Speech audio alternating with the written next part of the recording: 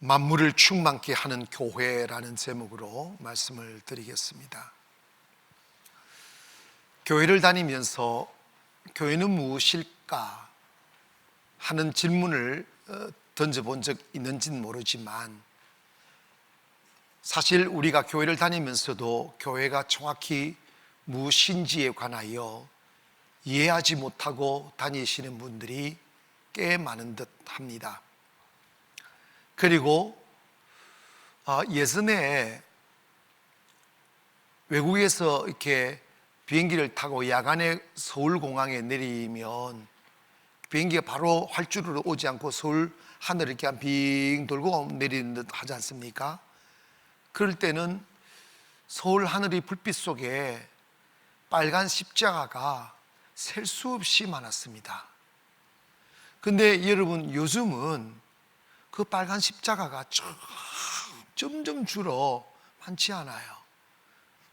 물론 시대적인 요구에 따라 종각도 잘 못 세우게 하고 종도 못 치게 하고, 또 십자가 모형 그것이 기독교가 아니기에 십자가를 우상화하면 안 된다는 그런 여론도 있고 한 까닭도 있겠지만, 그만큼 교회들의 수가 줄었다는 의미입니다. 이번에 코로나 전국을 통하여 제가 참 의아하게 여겼던 부분 하나가 있습니다. 그게 뭐냐면, 세상 언론과 세상이 교회를 환대하지 않구나 는 것을 직감적으로 느꼈어요. 근데 저는 어머나 이게 뭐지 싶었어요. 제가 목사의 눈이 아닌 그냥 한 사람의 성도로서 보아도 교회는 어떤 의미든 간에 나라에 해악을 끼치는 게 한 가지도 없어요. 나라는 건물과 물질로 세우는 게 아니라 나라에 살아가는 그 국민이 정신이 건강해야 돼요. 정신이 무너져 버리면 나라 무너져요. 술 취한 자에게 운전대를 맡기면 좋은 차라도 그 차가 흉기가 됩니다. 나라가 부강하고 잘 살아도 그 나라를 이끌어가는 백성들이 정신적으로 술 취해 있으면 나라는 혼란하게 되어 있고 나라는 무너지게 되어져 있습니다. 그런 관점에 보았을 때 교회는 사람들의 정신을 세워주고 정의를 가르치고 진리를 가르치고 겸손을 가르치고 순종을 가르치고 나라를 건강하게 만드는 데 주역이 되는 게 교회예요. 그런데 이번 이 코로나 전국에서 딱 보니까 정부 당국자도 그렇고 언론도 그렇고 세상의 문화가, 분위기가 교회를 터부시 하더라고요. 이게 왜 이럴까 고민을 해봤습니다. 물론 영적 측면에서 보았을 때 세상은 어둠이고 교회는 빛이니까 이건 피할 수 없는 대립과 싸움은 한번 있어야 되는 거예요. 빛과 어둠이 함께 공존할 수 없어요. 빛이 있는 곳에 어둠이 있을 수가 없고, 어둠에 빛이 가면 어둠은 사라지게 되어져 있어요. 그런 영적인 측면에서 봤을 때 어둠인 세상이 교회를 핍박하는 그런 것은 우리가 감수하고 당연히 그걸 인지해야겠죠. 그러나 만약에 그런 의미가 아니라 교회가 교회의 본질을 상실하거나 교회가 가지고 있어야 될 그 생명이 사라져서 세상이 볼 때도 교회가 작아다 하는 생각이 들어 교회를 무시하고 경시 여기고, 그리고 교회를 퇴출시키는 그러한 과정에 있다고 한다면 우리 교회들은 고민을 해야 될 부분이에요. 여러분, 많은 분들이 저한테 그런 이야기를 했어요. 목사님, 저는 30년, 40년, 20년 교회를 다녀봐도 우리 교회에서 나타나는 기적과 이런 것을 본 적이 없다고. 근데 저는 우리 교회가 특별하구나 이런 측면에서 제가 듣는 게 아니고 심각한 문제인 거죠. 교회는 에클레시아라는 말은 영적으로 모임받은 곳입니다. 즉 예수 그리스도를 머리로 하여 우리가 그 몸의 지체가 되어 주님과 하나의 몸이 된 곳이 교회입니다. 그러면 교회는 건물이 있어 교회거나 교회 조직이 있어 교회거나 성도들이 있어서 교회가 아니라 교회 안에 주님이 살아 계셔야 하고 성령이 역사하셔야 교회인 것입니다. 교회 안에 하나님이 안 계시면 교회가 가지고 있는 생명도 없는 것이고, 그래서 여러분 정말 우스운 이야기인데 어느 한 분이 버스를 탔다잖아. 뒤에서 막 싸우는 거예요. 그러니까 막 시끄럽지. 앞에서 시끄럽고 참다 하다가 한 사람이 이러더란다. 기사 양반, 여기 좀 세워달라고. 아니 정류장도 아닌데 세워달라고 그러더래. 왜요? 그랬더니 여기가 교회가 하면서 내리더란다. 아직도 무슨 말인지 몰라요? 이분이 교회를 갔는데 맨날 싸우는 교회만 간 거야. 여러분, 사실 우리가 솔직히 깨어놓고 이야기하다고, 다는 아니지만 대부분의 교회들이 정통적인 교회라고 말할 교회, 오래된 교회일수록 중요한 일을 놓고 회의하잖아. 중요한 일을 앞으로 할 때 뭐 때문에 앞으로 못 나가느냐 하면 싸움 때문에 앞으로 못 나갑니다.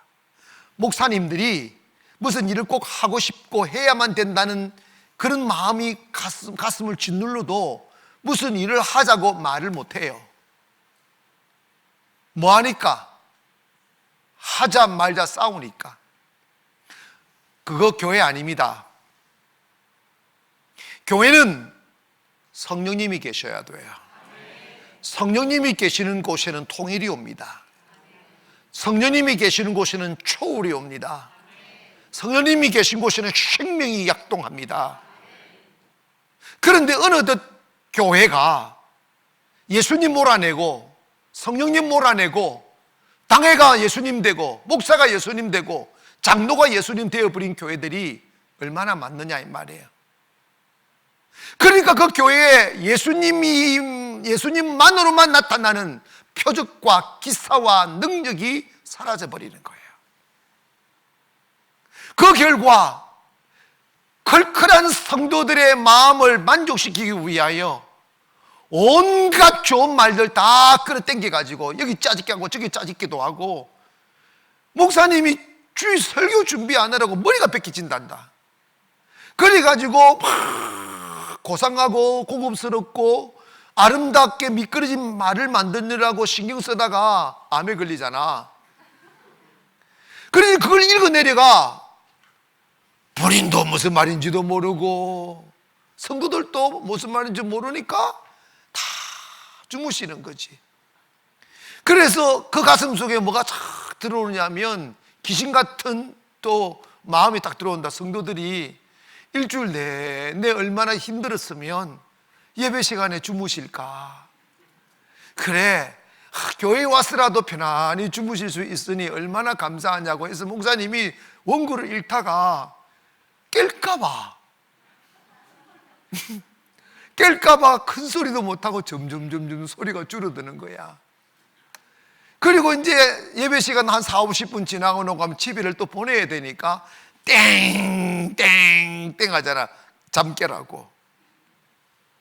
그런 교회가 지금 우리 한국 교회 중에 교회가 한두 년이야 이 말입니다.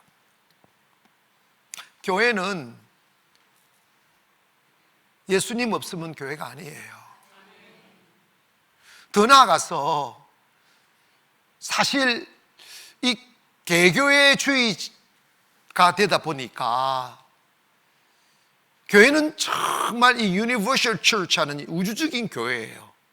예수 그리스도를 머리로 하여 신앙 고백한 모든 영혼의 고백이, 그리고 고백한 영혼의 모임이 에클레시아인데, 목사가 교회를 개척을 해보니까 이 현실적인 이야기예요.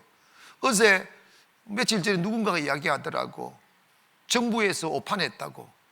교회 세금 거두면 많이 나올 줄 알았는데 딱 뚜껑을 열어보니까 목사님들의 80%가 극빈자들한다. 나도 극빈자예요.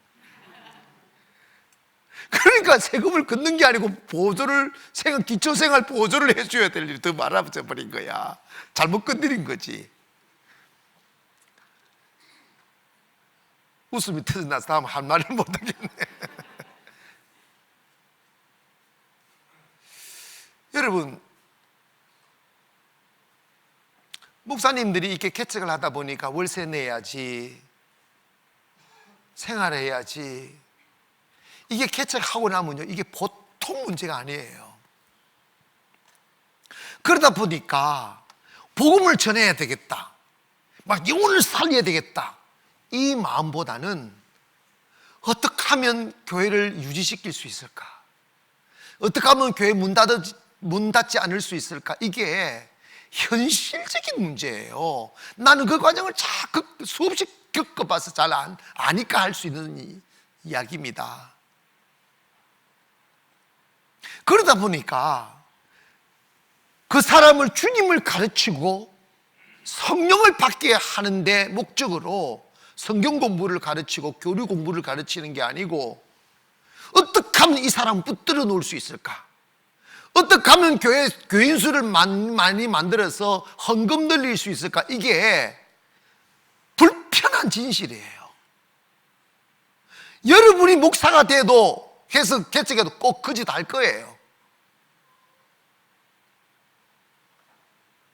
그러다 보니까 목사님들이 성도들의 영혼을 살리는데 집중하기보다는 어떻게 하면 교회 안 빠지게 만들까, 어떻게 하면 교회 부흥시킬 수 있을까, 여기에 혈안이 되는. 그래서 교리를 공부를 시켜도, 성경을 공부를 시켜도 내 교인 만드는 데다가 초점을 두는 거예요.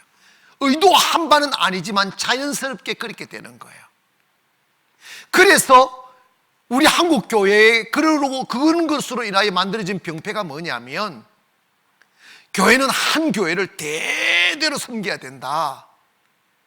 그래서 자랑이 뭐냐면 우리는 이 교회를 지금 4대째 섬기는 거라고. 그럼 선교는 누가 하고, 외국은 누가 가고? 여러분, 그런 비성경적인, 예수님은 단 한 번도 여러분, 성경은, 기독교는 내 교회 개념 없어요. 예수 그리스도가 교회란 말이에요. 아멘 합시다. 교회는 유지를 위하여 있는 게 아니라 하나님을 알게 하는, 즉 하나님의 성령이 일하게 하는 현장이 되어야 됩니다.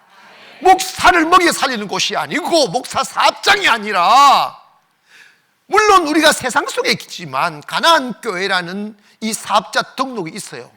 대표 김의철 되어 있어요. 그런다고 가나안 교회 김의철 목사님 교회다, 그러면 사입이야. 사회 안에 있기 때문에 그렇게 조직은 있지만 교회의 머리가 예수 그리스도시요, 교회가 성령이 지휘하는 교회가 되게 하여야 된다, 이 말입니다.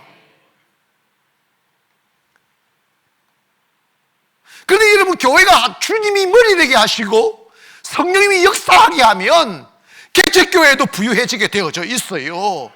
그런데 교회 안에 꼭 있어야 될 성령이 안 계시니까 목사가 재정을 감당해야 되고, 목사가 모든 필요를 다 공급 초기에는 다 해야 되다 보니까 이게 스트레스가 되는 거예요. 여러분, 내가 이게 요즘은 어떤지 모르지만 얼마 전에 내가 들었어요. 서울에 목사님들이 목사 신분 숨기고 택시 운전하는 사람이 3,000명이란다. 내가 그분들을 비난하는 게 아니고 그분들의 마음에는 무슨 마음이 있냐면, 바울도 텐트 메이커했다, 자립 선교했다, 나도 자립 선교한다, 내가 돈 벌어가지고 교회 유지한다, 이렇게 이야기하는 거죠. 뭐 그렇지 않는 분들을 거기에 대해 비판하지 말고, 저는 이런 생각을 해요. 차라리 그 시간에 기도 한번 해보지. 그 그 시간에 하나님 앞에 엎드려 보지. 하루에 8시간 운전하는 그 시간에 하루에 8시간 아니고 단 4시간만 기도하면요, 그거 금방 틀고 일어나요. 교회 안에 성령 계시고 교회 안에 능력 있고 예수의 이름으로 기적과 표적이 일어나기 시작하면 하나님이 모든 필요를 채우신다니까. 교회 본질을 지켜나가야 되는데, 교회는 생명이 있어 교회입니다. 교회는 성령 계시어 교회라고. 목사가 있고 건물이 있고 성도가 있어도 교회 안에 성령 떠나버리면 교회 아니에요. 사교 집단입니다. 오죽하면 버스 안에 싸우는 걸 보고 이게 교회가 이러면서 떠나겠어? 내리겠어? 한국교회 싸움판이 얼마나 많은데, 그게 왜 그러냐면 성령 거둬버리고 사람들이 하나님 돼버리니까 나타나는 현상이라 이 말이에요. 여러분, 오래전에 독일 트리에 살던 한 유대인 소년이 법률가인 아버지의 아래서 자라났습니다. 그런데 이 아버지도 랍비였고 할아버지도 랍비였고 그 전에 할아버지도 고조 할아버지도 랍비였어요. 랍비는 뭐냐? 유대교를 믿는 사람들이고 유대교를 가르치고 토라를 가르치며 사는 사람들입니다. 역사의 격변에 따라 독일로 끌려와서 이렇게 생활하다가 이제 아이가 태어나서 회당에, 유대인들이 있는 회당에 가지 아니하고 이 아버지는 교회를 가더라는 거예요. 그러니 집안 대대의 랍비인 아버지가 회당으로 안 가고 교회를 가니까 이 아들이 조금 세상 물정을 알게 됐을 때 물어봤어요. 아버지, 왜 우리는 랍비 집안이고 유대인인데 회당으로 안 가고 왜 교회를 가느냐? 당시 루트교가 있었던 시절인데 왜 교회를 가시느냐고 물었더니 아버지가 이런 이야기를 합니다. 아들아, 우리가 이 세상에서 살아남으려면 이 주류 사회인 기독교인 그리고 독일 사회에서 이렇게 살아가려면 그 사람들과 서로 멤버십이 되고 교제하면서 인맥을 쌓아야 살아갈 수 있단다. 그래서 이 아버지는 하나님을 얻기 위한 수단으로 교회를 간 게 아니고 하나의 사회적인 인맥을 쌓고 인간 삶을 살아가기, 영위하기 위한 수단으로 회당을 안 가고 교회를 간 거예요. 그래서 이 사람은 하나님을 만나는 데 마음 관심을 둔 게 아니라 어떻게 하면 인맥을 넓힐까? 어떻게 하면 장사 잘할까? 어떻게 하면 자기 안전을 도모할까? 여기에 관심이 있는 거예요. 사실 이런 분들 지금 사회도 진짜 많아요. 예를 들면 우리나라 사람들 교회 안 다니다가도 미국 이민 가면 다 교회 가요. 그래서 교회가 완전 세상 바닥이에요. 왜 가는 줄 아십니까? 사람 만나려고, 인맥 쌓으려고, 밥 얻어 먹으려고, 외로움 달래려고. 그렇게 가서 그렇게 가서 주님 만나면 얼마나 좋겠습니까?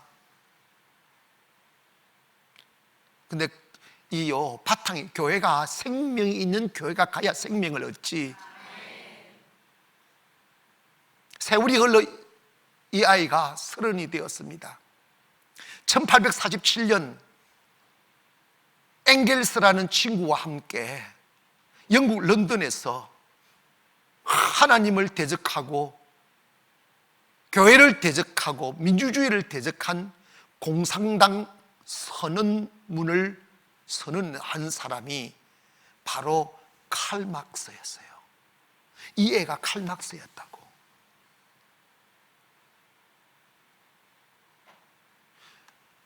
하나님을 부정하고 민주주의를 파괴하는 공산주의자가 되었다 이 말입니다. 그런데 칼 막스의 공산주의 이론을 여러분 너무 좋아하지 말어. 그 이론을 좀 보면요, 다 그 뿌리가 성경에서 나와 있어요. 공유, 평등, 다 성경에 있는 이야기예요. 근데 왜 공산주의가 되느냐? 사도행전 2장에 나타나는 공유, 평등, 일치 이런 건 칼과 국가의 권력으로 빼앗아서 공유하는 게 아니라 성령이 임하니까 믿음이 생겨나고 하나님의 채우심이 믿어지고 사랑이 있어 스스로 한 것이라 이 말이야. 그 위에 하나님의 축복이 있었어요. 집을 팔아서 사도들을 발 앞에 놓았지만 특징이 뭐냐? 아무도 결핍이 없더라는 거야. 그게 뭐냐? 그 뒤에 하나님의 채움이 있었기 때문이라 이 말이야. 공산주의는 그런 게 아니잖아. 있는 자들을 칼을 들고 와서 빼앗아 가지고 가난한 사람 나눠줘서 다 굶기는 세상이 공산주의잖아. 뺏기는 누가 사업하겠어? 뺏기는 누가 땀 흘리겠냐고. 그리고 그 하나님 자리에 또 공산당 당수를 앉히잖아. 지금 우리 한국 교회를 어지럽히고 사회로 하여금 하나님 교회를 터부시하게 이렇게 언론을 조작하는 사람들이 불신자들이 아니에요. 목사라는 타이틀 갖고 전도사라는 타이틀을 갖고 아름다운 이름표 달아놓고 교회를 죽이는 운동을 해요. 그런데 알아보면 그들의 아버지가 목사였고 그들의 아버지가 장로였더라고. 다. 왜 그러느냐? 칼막스처럼 하나님 없는 교회에서, 성령 없는 교회에서 신앙생활을 하다 보니까 교회 다 먹고 사는 짓이더라고. 이 소리를 하는 거예요. 먹고 살기 위해서 하는 짓이더라고. 왜 싸우는 게 이 때문에 싸우는 거거든. 내가 머리 될까 싸우는 거거든. 본질 진리 예수 그리스도 하나님이시다, 기도해야 된다, 성령 받아야 된다, 이것 가지고 싸우는 거 단 한 번도 없어요. 싸우는 주제가 뭐냐? 비본질적인 거, 인간적인 욕심 때문에 싸우는 거예요. 그러니까 교회가 생명 없으니까 맨날 인간적인 가지고 뒤집박하니까 거기서 뭘 보고 배우고 거기서 무슨 생명을 얻겠느냐 이 말이에요. 여러분 기억하세요. 하나님은 단 한 번도 십자가 들어놓은 건물을 교회라고 말씀한 적 없어요. 하나님은 건물에 관심 없어요. 하나님은 바로 예수 그리스도를 구주로 고백하는 영혼이 중요한 거지. 예수의 생명을 얻는 것 중요한. 아멘을 좀 크게 했으면 좋겠다. 졸려요? 더 세게 할까?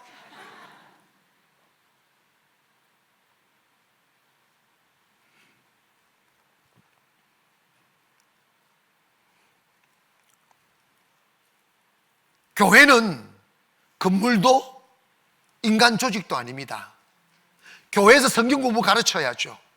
교회에서 교리도 가르쳐야죠.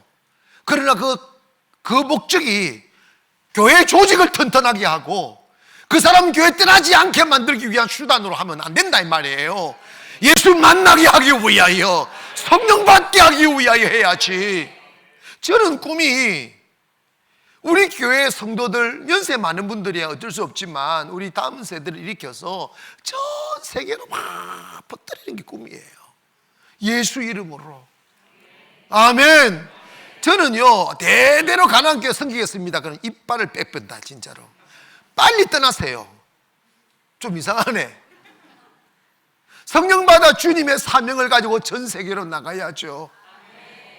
하나님의 나라를 세워야 될 거 아니겠어요? 그래서 바울은 고린도 교회를 향하여 고린도전서 3장 16절에 보면 너희는 너희가 하나님의 성전인 것과 하나님의 성령이 너희 안에 거하시는 것을 알지 못하느냐. 이 말은 뭐냐 하면 네가 교회다 이 말이야. 너희들이 예수님을 딱 믿음으로 받아들이면 너희가 예수님과 한 몸이 된다는 거야. 한 몸이 되어 너 안에 너가 교회가 된다는 거예요. 그러면 여러분 봐봐요.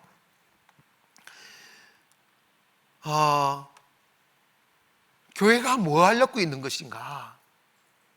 하나님의 나라를 세우는 거예요. 교회는 하나님이 일하시는 공간이에요. 교회는 성령이 일하시는 공간이에요. 개인도 내가 내 삶을 주도하면 그 사람은 육의 사람이에요. 교회가 되어버리면 성령이 주도하는 삶을 삽니다. 삶의 주권을 성령님이 갖게 하시고 성령님이 역사하는 거예요. 삶이 편합니다. 삶이 쉽습니다. 삶이 은혜스럽고요, 배고프지 않아요. 왜냐? 성령은 창조의 영입니다. 없는 걸 있게 하시고 부족한 걸 채워주시고. 할렐루야. 우리가 그 성령을 힘입어 가게 되면 정말 I shall not want입니다. 결코 부족함이 없을 것이라고. 결코 부족함이 없을 거라고. 세상은 하나님을 볼 수가 없어요. 그런데 교회가 하나님을 보여야 되는데 여러분의 삶 속에 하나님이 역사하는 모습을 보여야 돼요. 시대가 지나가면서 기름져지고 편안해지다 보니까 물질의 풍요를 쫓아가다 보니까 성령님과 점점 멀어지는 거예요. 그리고 한국 교회의 병폐가 뭐냐면 예전에 기독교가 처음 들어왔을 때 한국 교회에 무슨 문화가 있었고 무슨 신학이 있었고 무슨 논리가 있었습니까?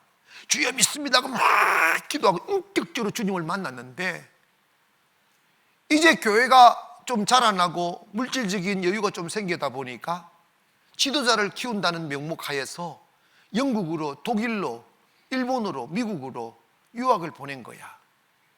이제 머리는 좋으니까 공부를 잘하니까 토플도 또 합격하고 유학을 갔는데 불행은 뭐냐면 영국 교회에 성령이 떠나버렸어요. 독일 교회 성령 떠나버렸어요. 담배 피우면 강의합니다. 술 마시면 강의합니다. 신학 강의를 한다고. 응?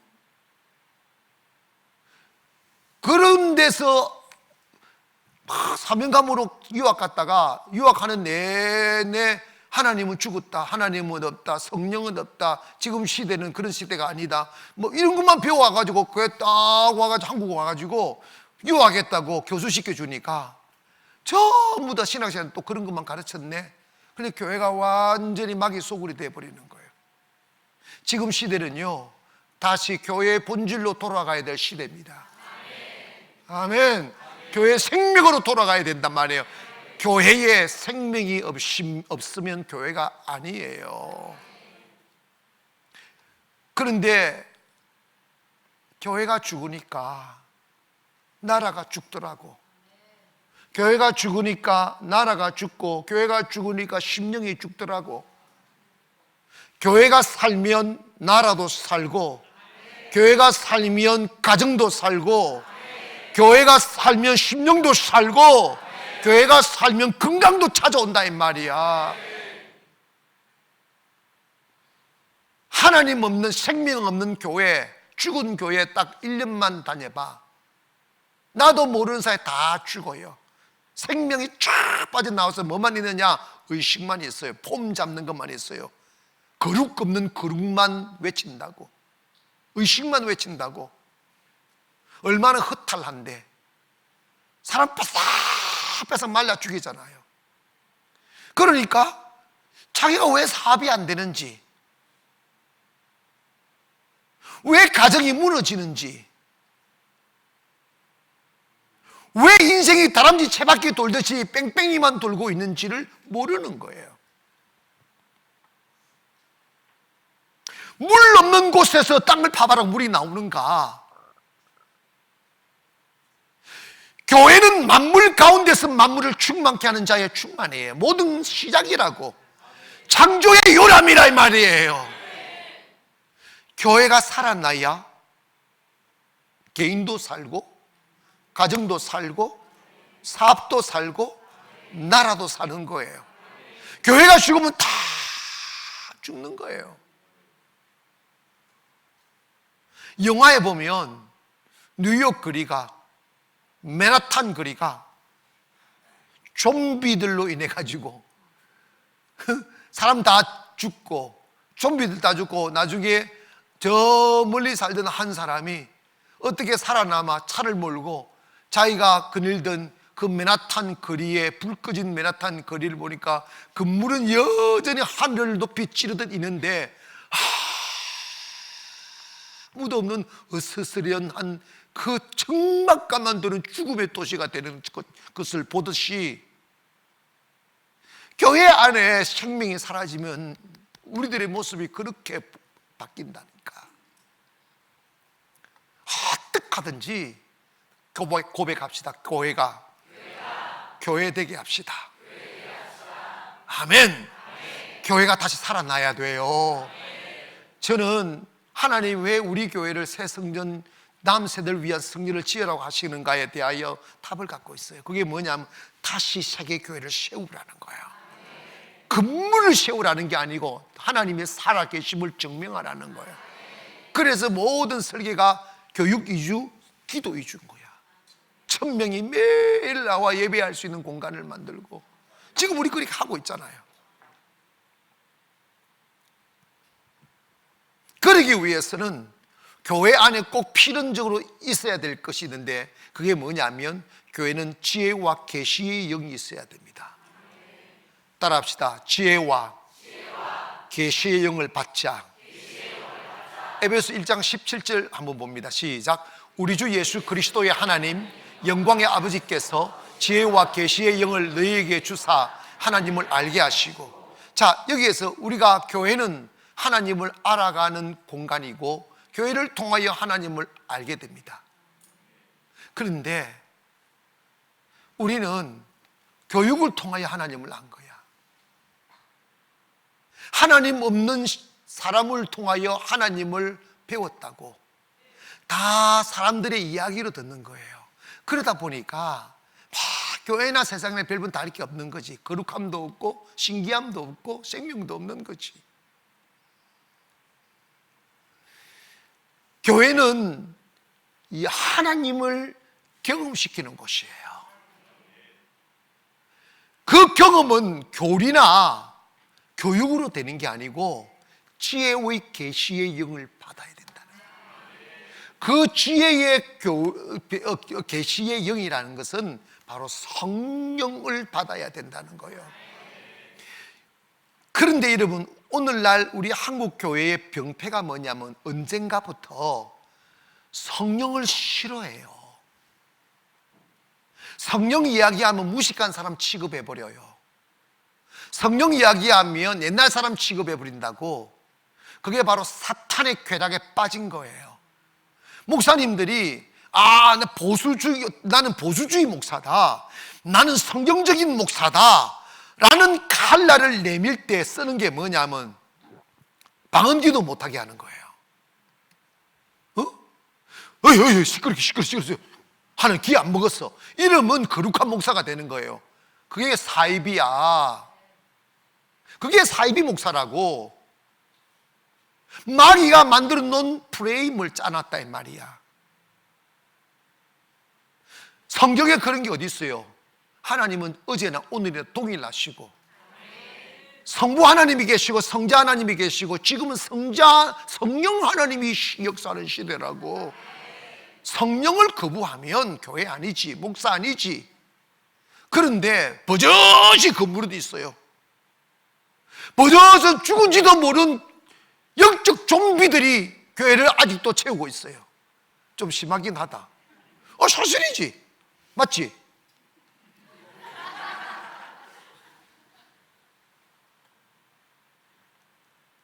심각한 문제예요. 교회는 지혜와 계시의 영이 있어야 돼요. 요한복음 14장 26절에 보니까 보혜사 곧 아버지께서 내 이름으로 보내실 성령 그가 너희에게 모든 것을 가르치시고 내가 너희에게 말한 모든 것을 생각나게 하리라. 그 성령이 오셔야 성령님이 하나님을 가르친단다. 성령님이 하나님을 알게 하십니다. 그렇게 가르쳐도 안 되는 것, 그렇게 강조해도 안 되는 게 성령을 다 받으면 하루아침에 되는 거예요. 그냥 되는 거예요. 왜? 생명을 느끼니까, 살아있음을 느끼니까.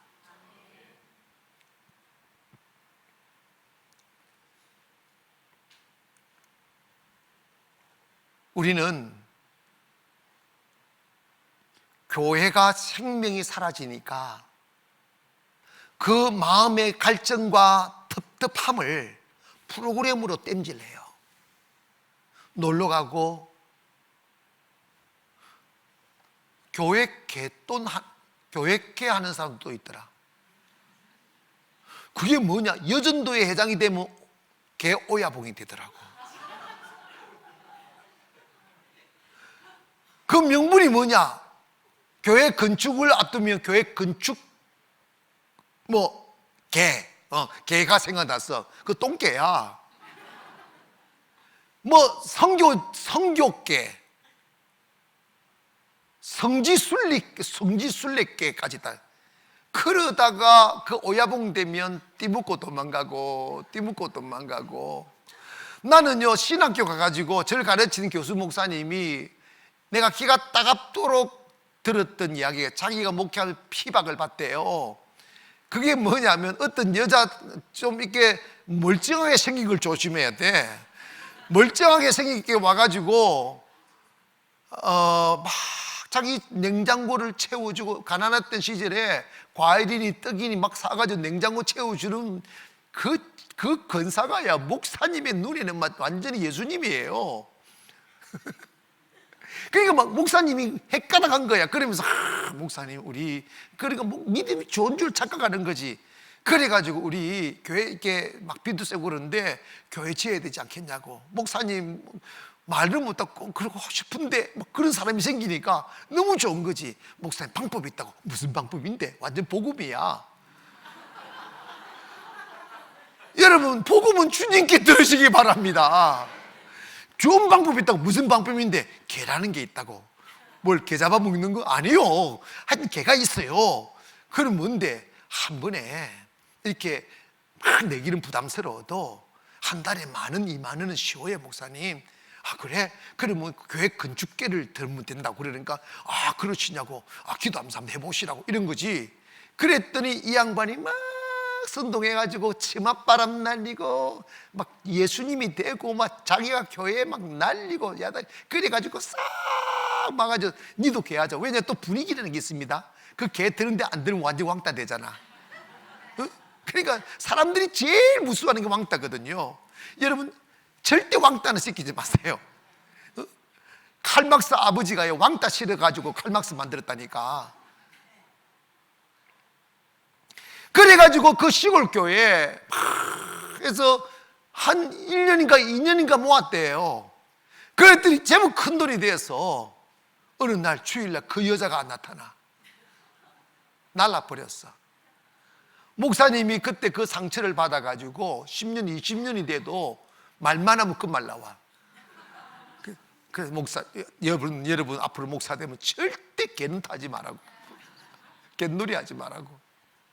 교회가 여러 프로그램이 있고 뭐가 있어도 그건 본질이 아니라 이 말이에요. 생명이 있어야 돼요. 예수가 계셔야 된단 말입니다. 고린도전서 13장 1절에 보면 내가 사람의 방언과 천사의 말을 할지라도 사랑이 없으면 소리나는 구리와 울리는 괭가리가 되고, 내가 예언하는 능력이 있어 모든 비밀과 모든 지식을 알고 산을 옮길 만한 모든 믿음이 있을지라 사랑이 없으면 내가 아무것도 아니요 내가 내게 있는 모든 것으로, 잘 보세요, 구제하고 내 몸을 불사르게 내어 줄지라도 사랑이 없으면 내게 예수님에게 아무 유익이 없다 이 말이야. 우리는 껍데기를 믿음으로 착각해요. 예수 계셔 봉사가 있고 예수 계셔 헌신이 있어야지. 예수님 없는 봉사 헌신은 다 소리나는 괭가리, 울리는 불이 나는 괭가리가 되는 거야. 영혼 없는 소리라고. 지자랑만 하고 내 여기 있다, 나 여기 있어, 나 이런 사람이 그러다가 똥개한테 물려요. 교회는 생명이 있어야 됩니다. 교회는 성령님 계셔야 된다고.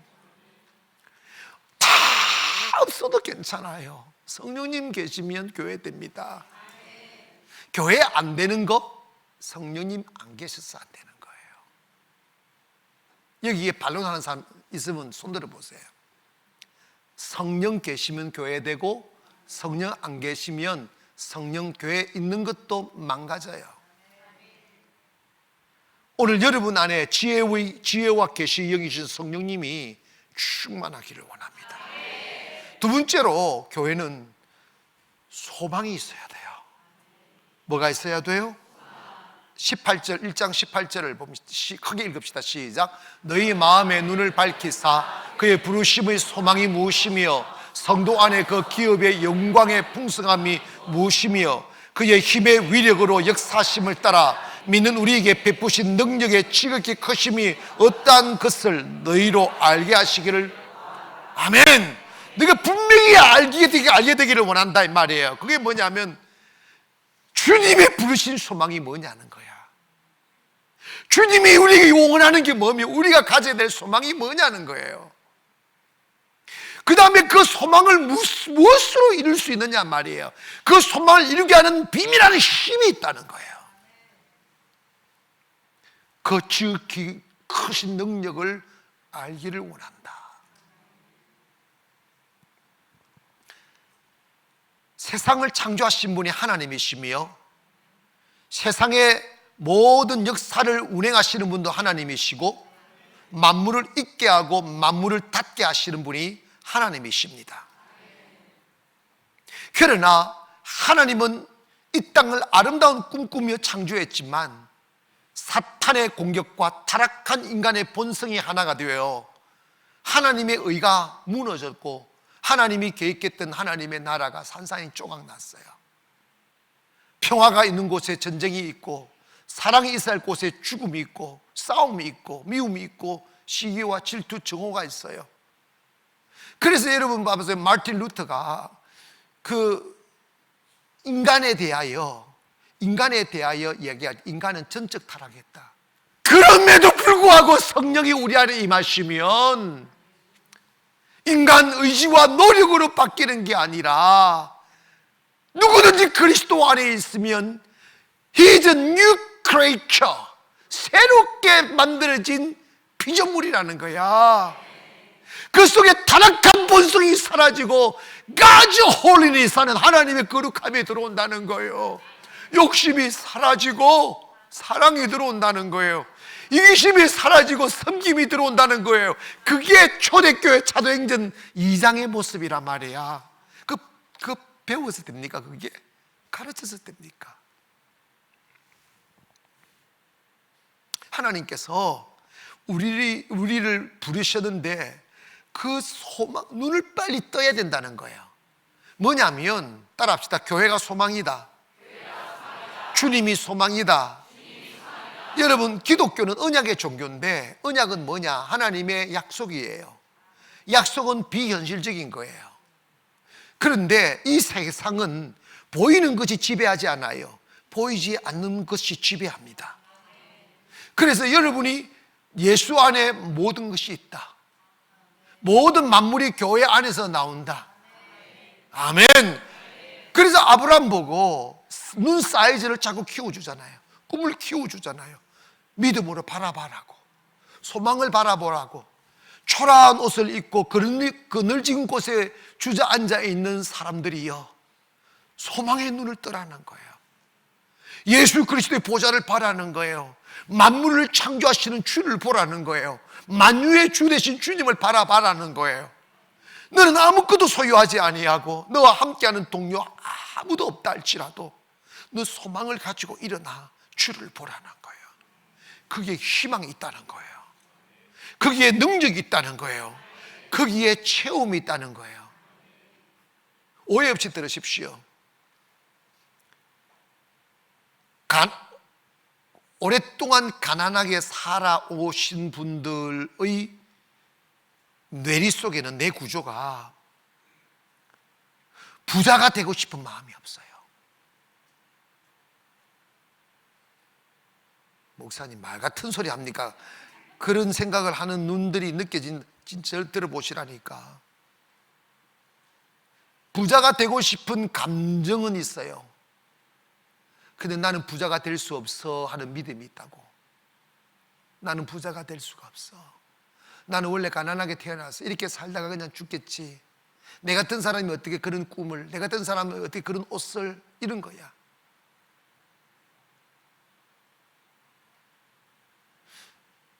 이렇게 설명할게요. 한 20명 놓고 목회한 사람은 100명으로 올라갈 확률이 거의 없어요. 100명 놓고 목회 오래 한 사람 1000명 갈 가능성이 없어요. 왜 그런지 아십니까? 그걸 운명으로 받아들이는 습관이 있어요.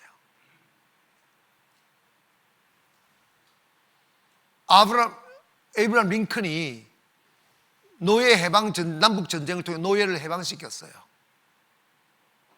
그리고 국법으로 명했어요. 이제는 노예를 소유하는 것은 위법이다. 그래서 모든 노예를 풀어주고 노예 문서 불태우겠어요. 국가의 명령이니 노예를 소유했던 주인들이 노예들을 모아놓고 불을 지피면서 이것이 너희들의 내 종이라는 신분을 말해주는 증서다. 그걸 다 불태웠어요. 이제는 너희들은 내 노예가 아니다. 너희들 마음대로 가라. 사고 싶은 대로 살아라. 가고 싶은 데로 가서 자유롭게 인생을 개척하며 살아라고 말을 했더니 처음에는 어머나 하고 나갔다가 좀 이제 다 돌아오더래. 왜? 노예로 살아버렸던 그 습관이 있으니까 혼자 사업을 못하는 거야. 자유를 못 누리는 거야. 억압당하는 게 편한 거야. 주인이 주는 밥을 먹고 사는 게 편한 거야. 그럼 도로 돌아오더라는 거야. 이게 노예 근성이라는 거예요. 믿음은 노예 근성을 버리는 거예요. 나에게 소망이 있다고, 나에게 내일이 있다고.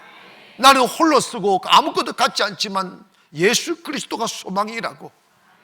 하늘을 바라보며 별을 셀 수 있는 소망, 모래를 바라보고 내 후손이 이렇게 많아질 것이라는 소망을 가지는 거예요. 그 소망이 어디 있느냐? 교회 안에 있다 이 말입니다. 여러분 잘 기억하세요. 성실히 신앙생활하고 믿음을 키워가는 사람은 그 사람은요 비밀을 가진 사람이기 때문에 언제 어떻게 될 사람이 아무도 몰라. 교회 안에는 소망이 있다니까. 그래서 바울은 이 눈을 뜨란다. 눈, 소망의 눈을 뜨란다. 창세기 13장 14절에 보니까 롯이 아브라함을 떠난 후에 여호와께서 아브라함에게 이르시되 너는 눈을 들어 너 있는 곳에서 북쪽과 남쪽과 그리고 동쪽과 서쪽을 바라봐라. 보이는 땅을 내가 너와 내 자손에게 주리라. 영원히 이르리라. 소망을 가지라는 거예요. 여러분, 인생은 현실이 여러분의 운명을 결정하는 게 아니에요. 알겠어요? 현실이 여러분의 운명을, 여러분 독일의 아우슈비츠 수용소에 가면 그 독가스를 집어넣고 그 독가스를 맡으며 고통 속에 죽어가는 죽음이 얼마나 고통스러운지 세멘트 바닥이, 세멘트 벽이 막 손톱으로 긁은 자국이 나오는 거예요. 손톱이 다 빠져가면서 다 죽어가는데 거기서 생존한 사람이 이런 말을 했습니다. 나는 한 번도 내가 죽는다고 생각해 본 적이 없다. 나는 살아나갈 거라는 대한 소망을 잃어버린 적이 없다. 나는 내가 믿는 여호와 하나님이 내 생명을 지켜주실 거라고 믿었다. 그런지 기적적으로 살아나온 거야. 하나님께서 뭐라고 말씀하느냐면 아브라함아, 너의 가난의 노예가 되지 말아라. 약함의 노예가 되지 말아라. 너의 한정되고 제한된 삶의 노예가 되지 말아라. 소망을 가지라. 동서남북을 바라봐라. 네 눈에 보이는 땅을 내가 내게 준다. 이 말은 가슴에 들어온 마음의 사이즈만큼 살게 된다 이 말이에요. 아멘. 여러분, 생각이 먼저인가 현실이 먼저인가? 생각이 먼저예요. 여러분이 가고 싶은 아름다운 생각을 하고 있으면 그 생각이 여러분들을 그곳에 다다르게 만든다고. 그리고 예수 믿는 사람들은 아주 비본질적인 거, 돈 문제, 시간 문제, 네가 크니 내가 크니 이 따위에 시간 낭비하지 말고 소망을 가지며 나아가라 이 말이야. 하나님과 씨름, 그 소망을 이루시는 신비한 능력이 어디 있느냐? 예수 그리스도 안에 있다 이 말입니다. 만물은 그로 말미암아 지음받되었고 그거 없이 된 것이 하나도 없다. 무엇이 나의 재정입니까? 무엇이 나의 능력입니까? 무엇이 나의 필요를 채우십니까? 예수 그리스도라는 거예요. 이걸 믿으시면 거기 아멘 합시다. 이걸 못 믿으면 교회가 아니라니까. 마지막으로 교회는 만물을 있게 하는 산실입니다. 여러분 다시 따라 합시다. 교회는 만물을 있게 하는 산실이다. 아멘.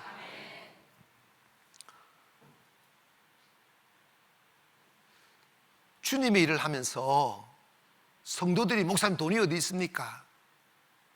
그런 말을 하는 사람 많아요. 이제 앞으로 절대 그런 말 하지 마세요. 그러면 돈 없어져요. 즉 뭐냐면 세상이 창조되기 전에 땅은 공허하고 혼돈하며 어둠이 깊음 위에 쫙 깔려 있었어요. 완전한 폐허, 어둠 절망이었어요. 거기에 무슨 빛이 있었고 아름다움이 있겠어요. 그런데 그 모든 어둠을 깨치고 무질서를 질서로 텅 빈 곳을 아름다움으로 채움이 어디서부터 출발했느냐면 하나님의 말씀이었다고요. 이게 기독교의 시발점이에요. 우리의 현실이 공허하고 텅 비어 있고 어둠으로 꽉 덮여 있어도 여러분이 예수 그리스도를 내 안에 모시고 그분을 내 주인으로 삼고 나아가면 그 모든 현실을 바꾸는 능력이 내 안에서 나온다 이 말입니다. 똑같이 삼시세제 핏덩어리로 태어났어요. 어떤 사람은 큰 사람 되고 어떤 사람은 작은 사람 되고 어떤 사람은 종 되고 어떤 사람은 주인 된다고. 무엇이 그의 운명을 결정합니까? 하나님이 아니에요. 똑같은 목사인데 어떤 사람은 큰일 나고 어떤 사람은 작은 교회. 왜 누가 그 운명을 결정합니까? 은사 아니라니까. 그 사람의 생각이 자기를 만드는 거예요. 지금 여러분이 어떤 옷을 입고 있는지 중요하지 않아요.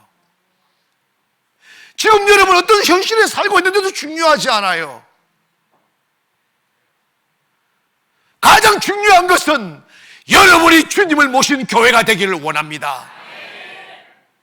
교회에서 만물이 나온다 이 말이에요. 교회가 생명이며 만물을 있게 하는 산물이다 이 말이야. 때문에 여러분 교회에 오셔서 교회와 대립하거나 저와 대립하지 마세요.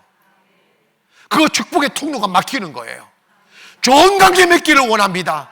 성도와 성도 간에 좋은 관계 맺기를 원하고 교회에 오셔서 텅 빈 가서 하나님 채워달라고 채워주신다니까. 기도로 명령하시라 이 말이에요. 하나님이 말씀하셨듯 여러분도 예수 그리스도 이름으로 내 이름을 무엇이든지 명하면 그대로 될 거라고 했잖아. 너희가 내 안에 거하고 내 말이 너희 안에 거하면 무엇이든지 원하는 대로 구하라. 그리하면 그대로 될 것이라고 했었어요. 때문에 교회의 머리도 예수 그리스도시요 교회의 주인도 예수 그리스도시니 내가 예수님을 My personal savior 하는 개인적인 구세주로 딱 영접하는 그 순간에 황폐하고 텅 빈 공간이 내가 아니라 만물을 있게 하는 산물이 되어버리는 거예요. 여러분이 생각하는 대로 인생이 바뀌어요. 꿈꾸는 대로 바뀐다고. 할렐루야. 누군가가 내 삶을 아름다운 것으로 이끌어 가주기를 기대하지 말고 여러분의 내 구조를 바꾸기를 원합니다. 따라합시다. 내가 곧 교회다. 다시 시작. 에베소서 오늘 본문의 1장 22절부터 다시 한번 읽어보겠습니다. 또 만물을 그 발 아래 복종하게 하시고 그를 만물 위에 교회의 머리로 삼으셨느니라. 교회는 그의 몸이니 만물 안에서 만물을 충만하게 하시는 이의 충만이에요. 아멘. 여러분 만물이 주님 앞에 딱 복종하고 있어요. 아멘 합시다. 주님 만물의 머리시다고요. 그럼 교회는 뭐냐? 만물을 채우는 요람이라 이 말이야. 죽은 교회 다니면 망합니다. 살려면 산 교회를 만나야 돼. 여러분의 심령이 죽으면 망한다고. 여러분의 심령이 살아나면 살아나게 되어 있어요. 교회 우습게 보면 안 돼요. 교회는 나를 있게 하는 존재라고. 교회가 있어 내가 있어요.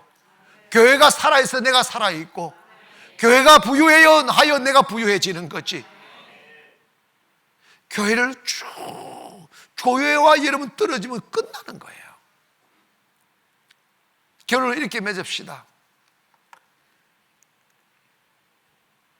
교회는 만물을 다스리는 주인입니다.